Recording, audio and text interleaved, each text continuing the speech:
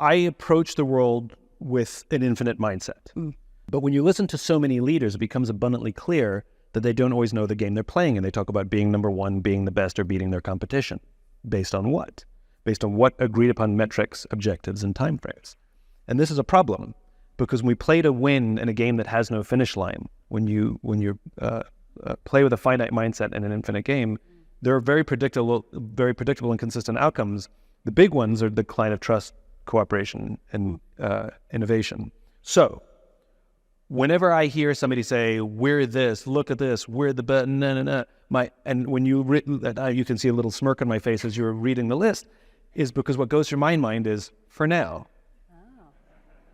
Which is, those things are true, celebrate them, pat yourself on the back, absolutely enjoy them, you earn them, you work hard for those accomplishments, but they cannot last forever.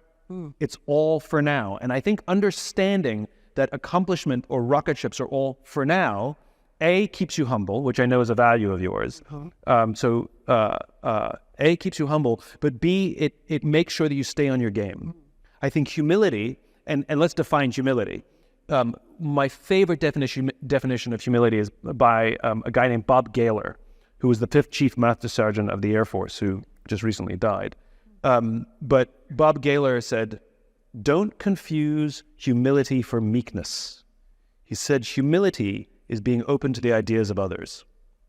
And so it's not the aw shucks. You can have a big ego and fool yourself and think you're awesome, but if somebody says, "I have an idea," it's the humble one that says, "Let's hear it." Or who actually thinks other people's ideas actually have merit, sometimes. And that's what keeps you ahead of the game for longer, which is that you're never complacent, you believe there's always room to improve, and your biggest competitor is yourself. That you're actually not competing against anyone else on the market, you're competing against yourself. And how can you outdo yourself in culture, in training, in leadership, in culture, all these other things, and all your other traditional metrics. That's what keeps you ahead of it. Okay.